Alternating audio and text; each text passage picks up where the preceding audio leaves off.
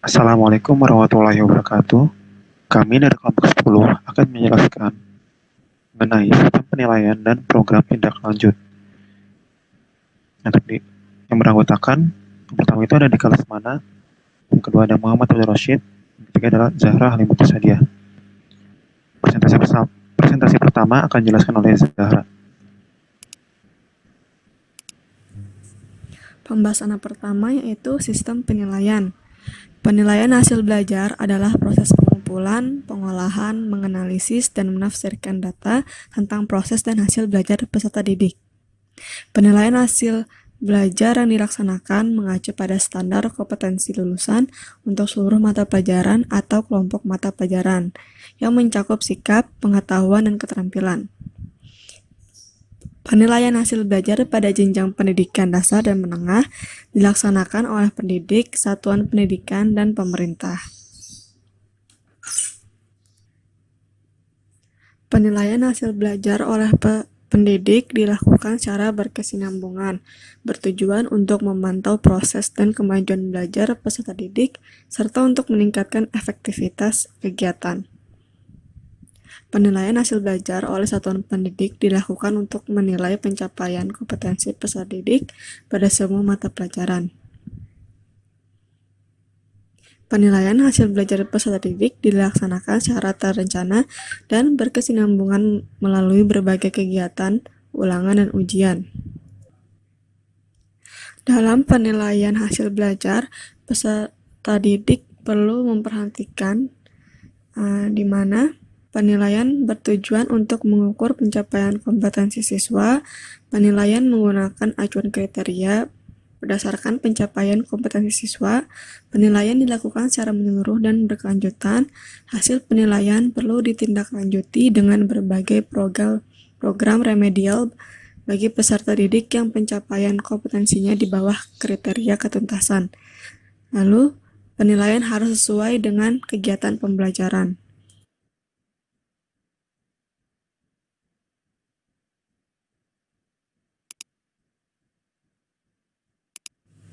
Selanjutnya ada beberapa poin tentang penilaian hasil belajar peserta didik.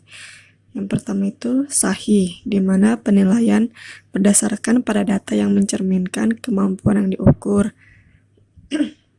Lalu ada objektif. Penilaian didasarkan pada prosedur dan kriteria yang jelas, tidak dipengaruhi subjektivitas penilai. Lalu ada adil. Penilaian tidak menguntungkan atau merugikan peserta didik karena berkebutuhan khusus serta perbedaan latar belakang agama, suku, budaya, adat istiadat, status sosial, ekonomi, dan gender. Lalu ada terpadu. Penilaian oleh pendidik merupakan salah satu komponen yang tak terpisahkan dari kegiatan pembelajaran. Terbuka, di mana prosedur penilaian, kriteria penilaian, dan dasar pengambilan keputusan dapat diketahui oleh pihak yang berkepentingan. Lalu ada menyeluruh dan berkesinambungan. Penilaian oleh pendidik mencakup semua aspek kompetensi dengan menggunakan berbagai teknik penilaian yang sesuai untuk memantau perkembangan kemampuan peserta didik. Lalu ada sistematis. Penilaian dilakukan secara berencana dan bertatap dengan mengikuti langkah-langkah baku. Beracuan kriteria, penilaian didasarkan pada ukuran pencapaian kompetensi yang ditetapkan. Lalu ada akuntabel. Penilaian dapat dipertanggungjawab baik dari segi teknik, prosedur, maupun hasilnya.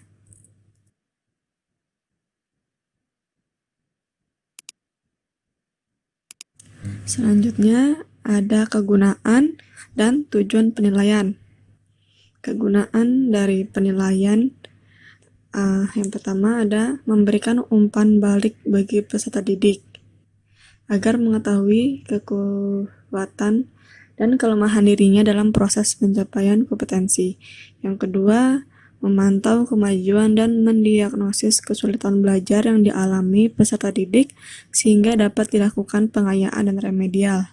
Yang ketiga, untuk umpan balik bagi pendidik dalam memperbaiki metode, pendekatan, kegiatan, dan sumber belajar yang digunakan.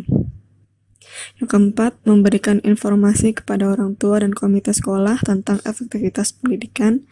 Bidang 5 ada memberi umpan balik bagi pengambil kebijakan atau dinas pendidikan daerah dalam meningkatkan kualitas penilaian yang digunakan. Lalu ada tujuan penilaian menurut Chittenden. Yang pertama itu ada keeping track. Keeping track ini untuk menelusuri agar proses pembelajaran anak didik sesuai dengan rencana. Guru mengumpulkan informasi melalui berbagai bentuk penilaian kelas agar memperoleh gambaran pencapaian kompetensi oleh siswa. Yang kedua ada checking up. Untuk mengecek kelemahan-kelemahan yang dialami anak didik dalam proses pembelajaran. Melalui penilaian kelas, guru melakukan pengecekan kemampuan kompetensi. Yang ketiga ada finding out. Untuk mencari dan menemukan penyebab terjadinya kelemahan dan kesalahan dalam proses pembelajaran. Guru menganalisis dan merefleksikan hasil penilaian kelas dan mencari hal-hal yang menyebabkan proses pembelajaran tidak berjalan dengan efektif. Dan yang keempat ada summing up, untuk menyimpulkan anak didik dalam menguasai kompetensi yang ditetapkan dalam kurikulum.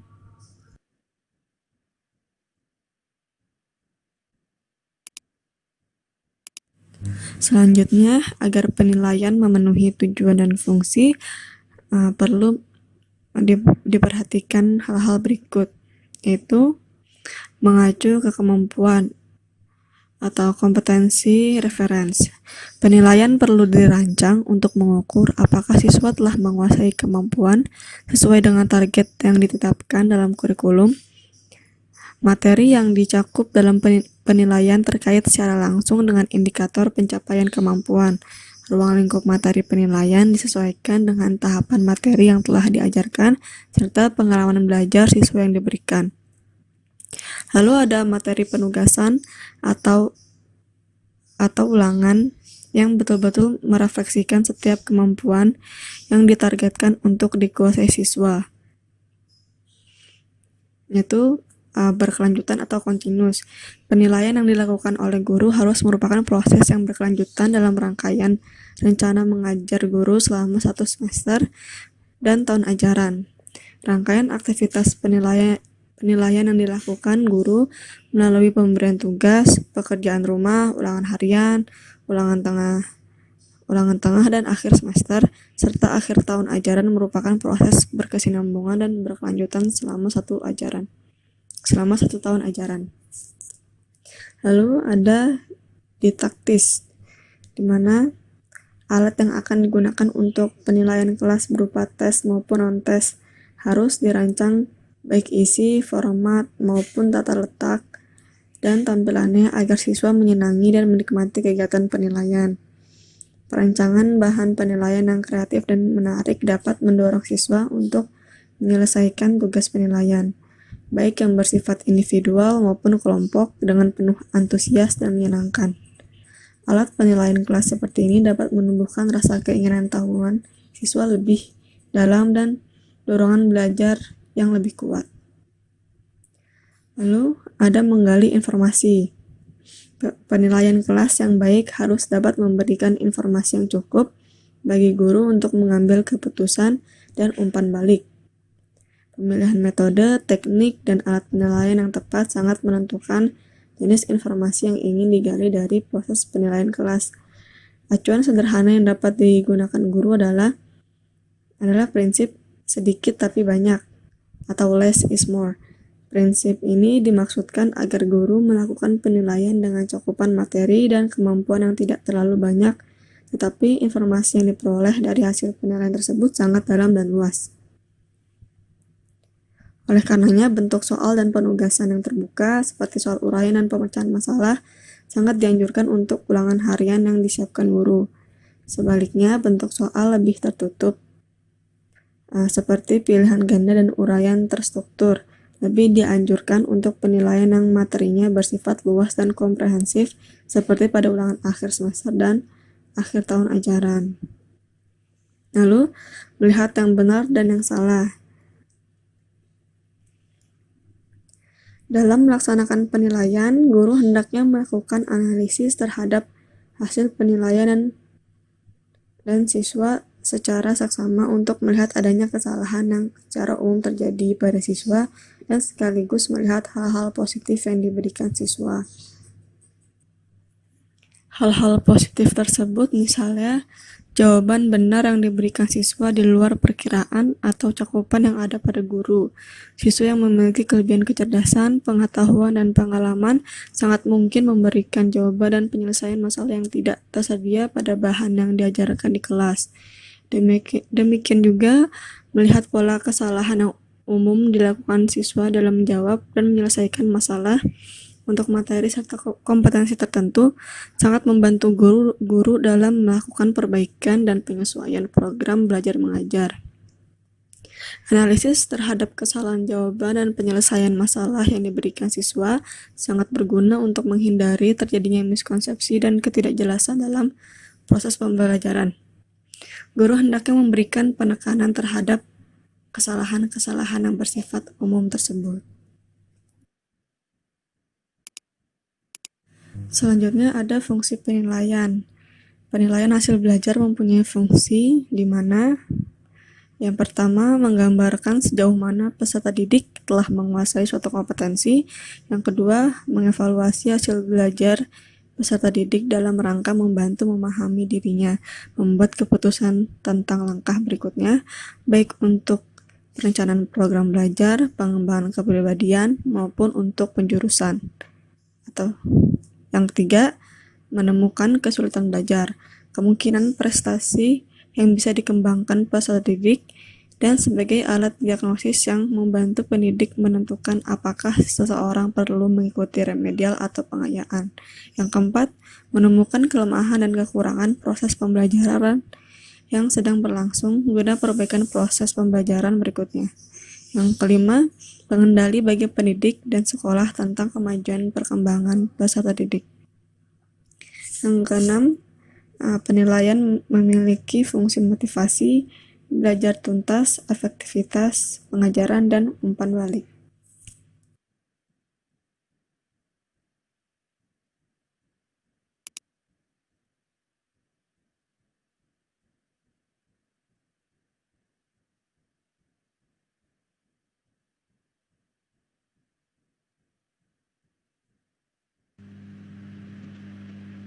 Oke, selanjutnya itu jenis-jenis penilaian.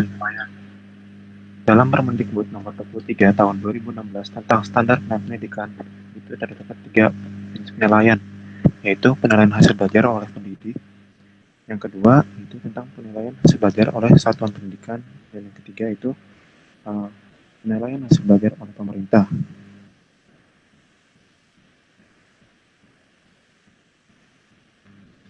Selanjutnya, aspek penilaian hasil belajar peserta didik pada pendidikan dasar dan menengah meliputi itu terdapat 3 penilaian sikap. Pertama itu penilaian sikap. Penilaian sikap merupakan kegiatan yang dilakukan oleh pendidik untuk memperoleh informasi deskriptif mengenai perilaku peserta didik.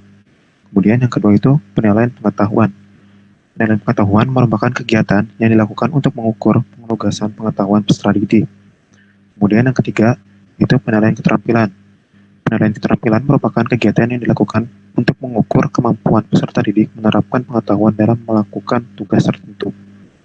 Penilaian pengetahuan dan keterampilan dilakukan oleh pendidik, satuan pendidikan, dan atau pemerintah. Kemudian, penilaian oleh pendidik dapat dibedakan dalam 3 bentuk penilaian menurut Brownlow tahun 2009. Yaitu pertama itu penilaian autentik. Penilaian autentik itu sebuah sebutan lain untuk penilaian kinerja yang menekankan pada tugas-tugas kehidupan nyata seperti memecahkan permasalahan yang dijumpai pada kehidupan nyata. Kemudian penilaian alternatif, sebuah sebutan lain untuk penilaian kinerja yang menekankan pada metode penilaian alternatif yang berbeda dengan penilaian berdasarkan tes tradisional yang menggunakan kertas dan pensil. Fokusnya pada kinerja aktual siswa seperti kemampuan presentasi lisan, demonstrasi, dan portofolio. Kemudian penilaian kinerja. Penilaian yang mensyaratkan siswa untuk dapat memperagakan kemampuannya dalam hal pemahaman dan keterampilan dengan menunjukkan secara nyata hasil pengerjaan tugas atau serangkaian tugas seperti menulis cerita, memberikan tanggapan, melaksanakan percobaan, atau mengoperasionalkan sebuah alat atau mesin.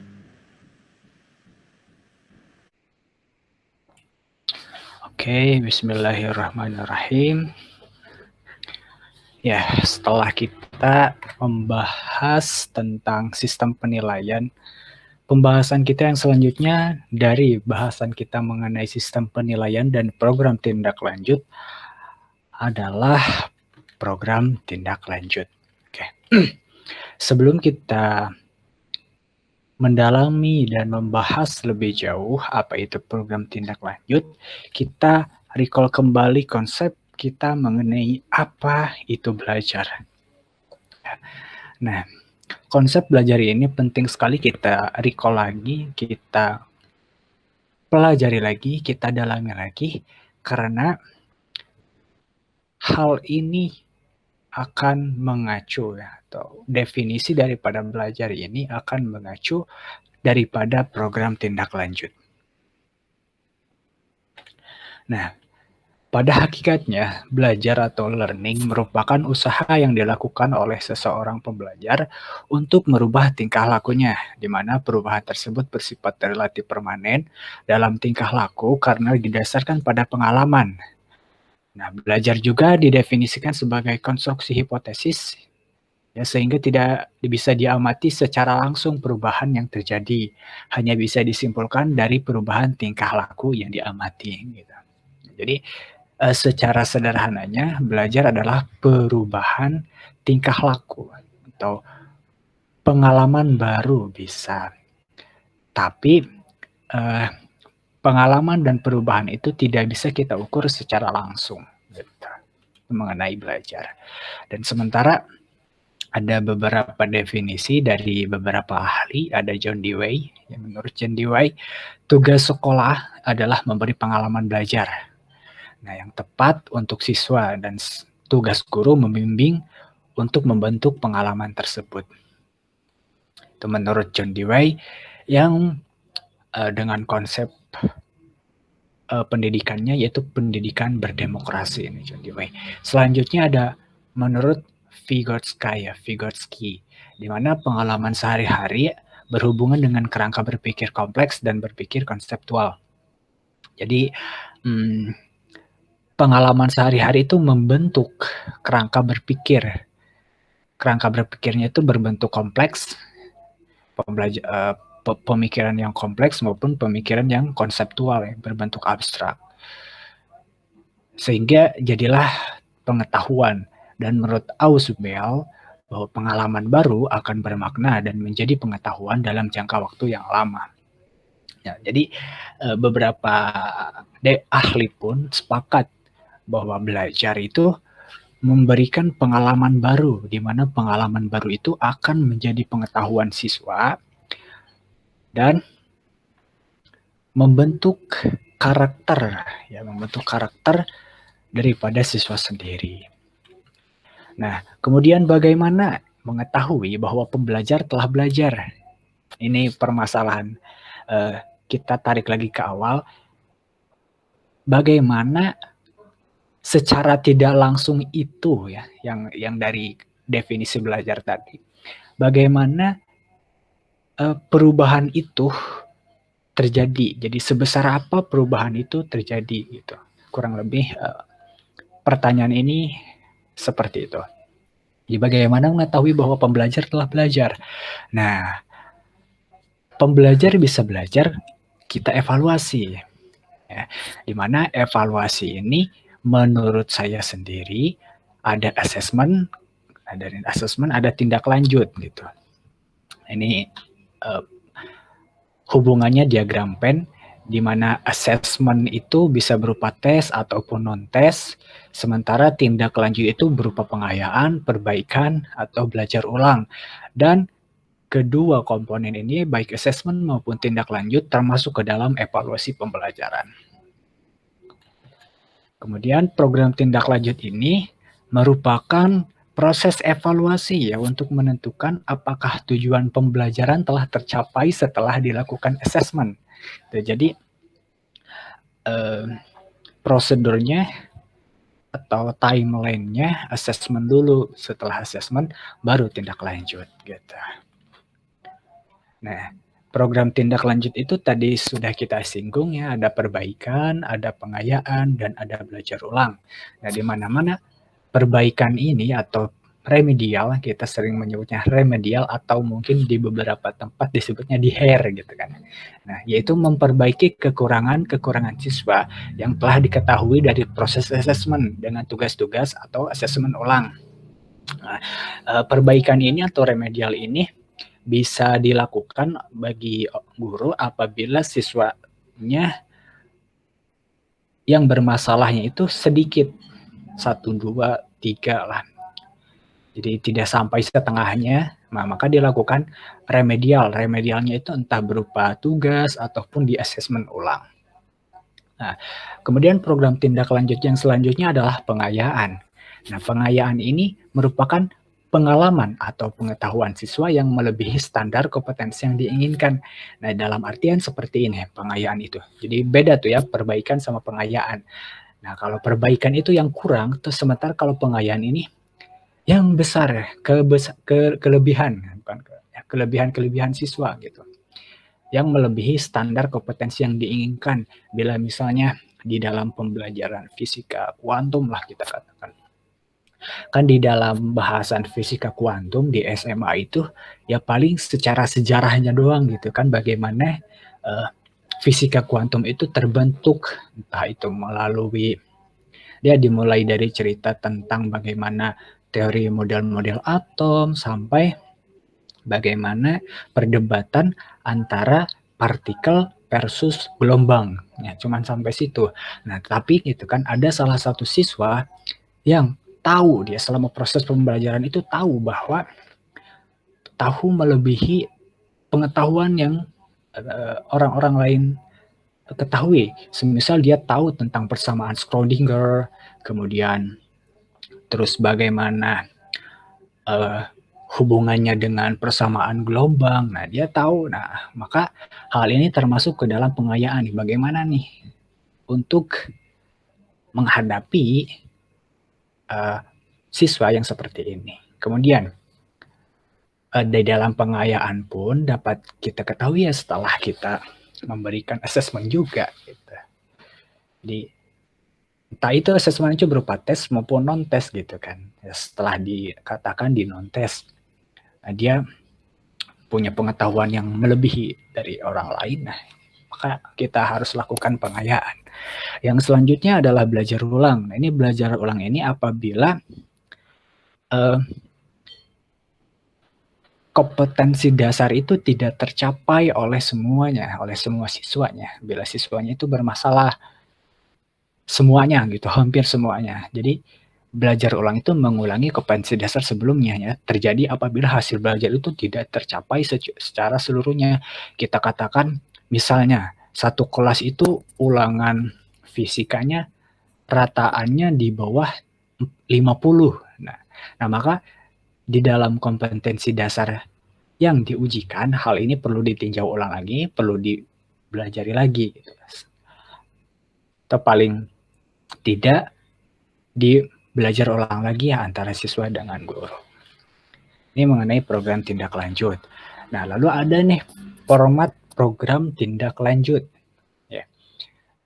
Nah, formatnya atau bentuknya daripada program tindak lanjut ini ada jenis evaluasi. Jenis evaluasinya ini apa nih? Ulangan harian 1, UTS atau UAS misalnya. Kemudian mata pelajarannya apa, semester berapa, tahun pelajaran keberapa, dan di tabelnya itu terdiri dari kelas, kemudian kompetensi, dan jenis program lanjut, program tindak lanjut, urian program, dan keterangan.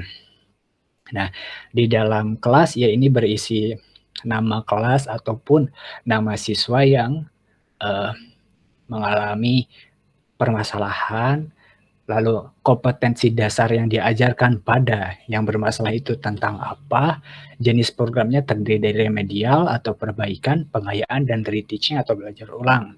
Nah, ini kalau misalnya diperlukan remedial, maka di checklist remedial. Kalau pengayaan, berarti di checklist pengayaan pun demikian dengan belajar ulang.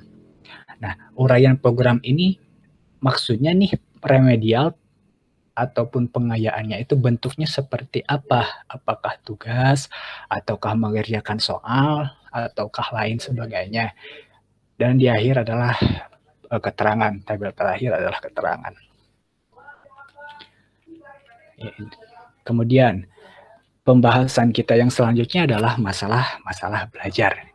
Setelah tadi kita dalami, kita pahami bersama tentang apa itu belajar, ya terkadang berarti secara tidak langsung pengalaman baru yang dibentuk bersama di dalam kelas itu tidak terjadi. Berarti kan ada masalah. Nah, masalahnya itu apa gitu kan? Masalah belajar itu merupakan suatu kondisi tertentu yang dialami oleh siswa dan menghambat kelancaran proses yang dilakukan individu untuk memperoleh suatu perubahan tingkah laku yang baru secara keseluruhan.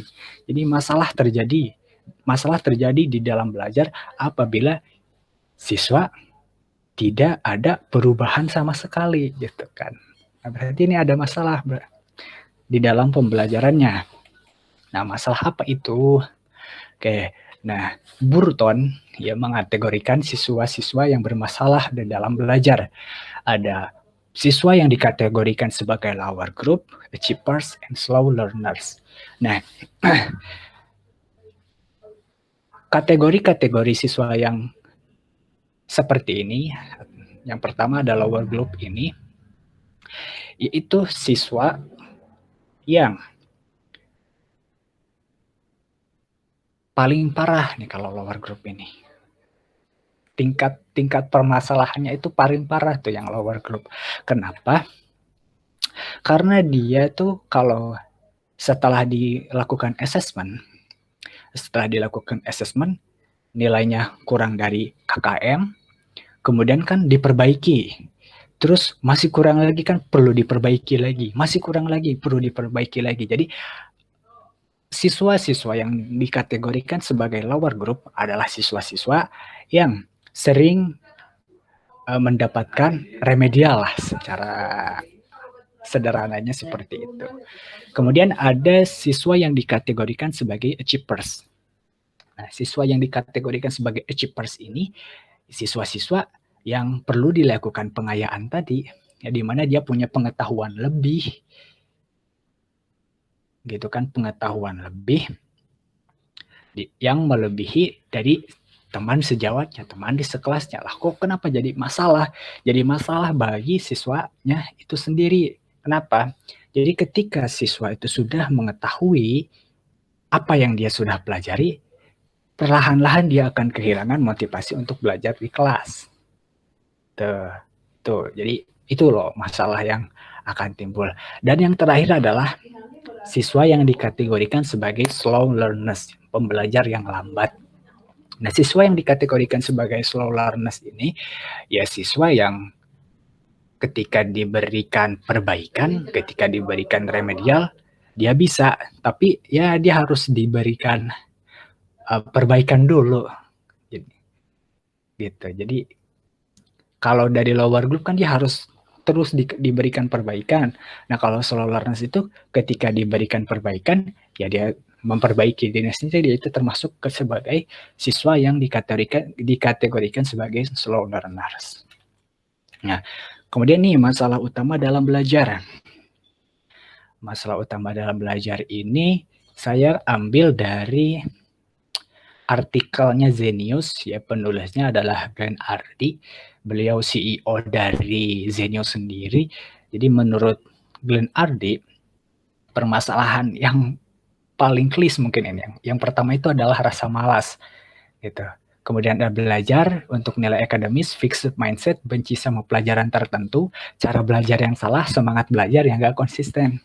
Jadi Glenn Ardy ini melihat langsung ke siswanya gitu dan langsung menawarkan solusi yang bisa diberikan kepada siswanya gitu. Nah, yang pertama adalah malas. Jadi permasalahan ini permasalahan klis sekali ya di dalam pembelajaran, di dalam belajar. Karena ya mungkin bisa dikatakan ini masalah yang sering terjadi dan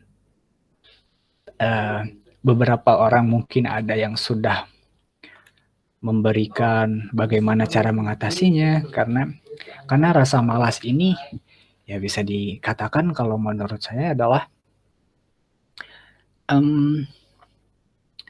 hal yang harus diperangi di dalam belajar. Mungkin ketika diposisikan sebagai siswa ya.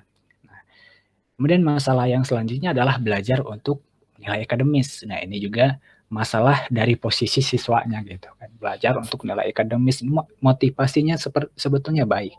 Tapi ya kalau untuk belajar nih mendapatkan nilai gede, untuk mendapatkan nilai yang besar gitu kan, ya apa artinya itu dari belajar gitu kan. Kita balik lagi ke definisi awal tuh, sebagai perubahan pengalaman yang baru.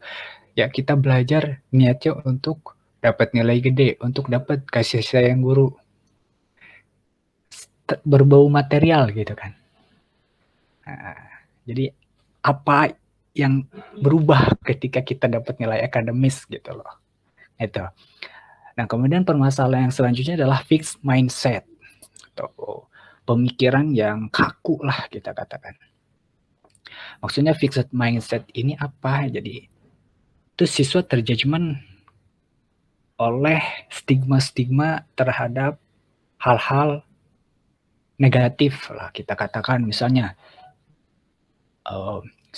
ada sering kan kita dengar bahwa fisika itu sulit lah, fisika itu absurd lah atau lain sebagainya kan. Nah, ini kan membentuk pemikiran yang kaku gitu kan di siswa gitu kan.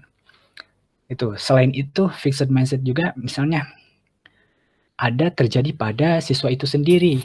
Semisal, wah kayaknya gue nggak bisa nih belajar ini bagaimanapun juga gitu kan. Nah, ya secara sederhana sih fixed mindset itu ya pesimisme gitu kan. Dan ini permasalahan selanjutnya adalah benci sama pelajaran tertentu. Ya bagaimanapun pula rasa cinta itu kan hal yang paling penting di dalam hal apapun. Di dalam konsep atau di dalam etos kerjanya orang Jepang pun passion itu termasuk ke dalam ikigai gitu kan. Jadi what you love. Tapi what you love sendiri tidak cukup gitu kan. Ada what the world needs di dalam ikigai itu. Kemudian ada what you get at, apa yang kamu dapatkan gitu kan, apa yang kamu harus keluarkan gitu kan, dan apa yang dunia butuhkan gitu. Tidak hanya cukup dari rasa cinta terhadap sesuatu saja gitu. Tapi ya benci sama pelajaran tertentu pun juga ini menghasilkan rasa malas juga gitu kan. Gue benci dah sama pelajaran fisika ya, karena fisika sulit, fixed mindset tuh. Fisika sulit, terus ya tapi gue belajar untuk dapat nilai itu udah kompleks banget tuh belajarnya. Permasalahan yang dialami siswa itu. Kemudian permasalahan yang selanjutnya adalah cara belajar yang salah gitu kan.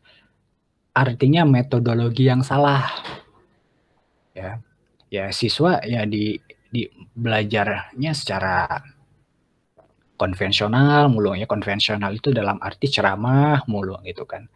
Ya bagaimana lah fisika bisa dimengerti kalau diceramahin mulu gitu kan. Orang fisika itu bukan ilmu yang harus diceritain. Fisika itu tidak hanya berbicara tentang hal-hal yang telah terjadi, bukan. Tapi fisika itu hal-hal yang sangat luar biasa gitu kan. Nah, sehingga dari keluar biasaan fisika itu bagaimana disampaikan ke siswa gitu kan, sehingga pembelajaran fisika ini jadi menyenangkan. Dan yang terakhir adalah semangat belajar yang tidak konsisten. Ya, ini masih terkadang gitu kan, terkadang fluktuatif lah kalau semangat belajar itu ya. Kala-kala kita tuh lagi semangat-semangatnya belajar, baca buku, kemudian tiba-tiba hari berikutnya jadi down, semangatnya tuh jadi hilang ya karena beragam hal gitu kan. Nah, ini itu ya.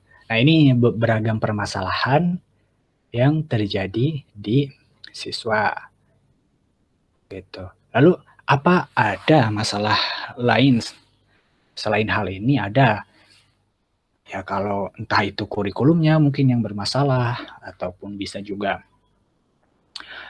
kemarin-kemarin kan ujian nasional tuh yang saya kira kalau menurut Sophia Latjuba itu kalau ujian nasional ini kan merupakan bentuk kemalasan pemerintah gitu kan. Ya dari dulu kalau menurut saya permasalahan ujian nasional ini yang membentuk orang-orang yang belajar untuk nilai akademis, kemudian cara belajarnya pun yang salah gitu kan. Ya jadi ya kabar baik sekali kalau menurut saya ketika Mendikbud Mas Nadiem Makarim mengeluarkan pengumuman yang di dalam persnya bahwa ujian nasional akan diganti dengan Assessment Kompetensi Nasional atau AKN. Itu menurut saya hal yang bagus karena akan terbentuk budaya sekolah, budaya pembelajaran yang baru di kelas. Ya mungkin hanya itu yang bisa saya sampaikan. Mohon maaf apabila ada kekurangan dan kesalahan. Terima kasih.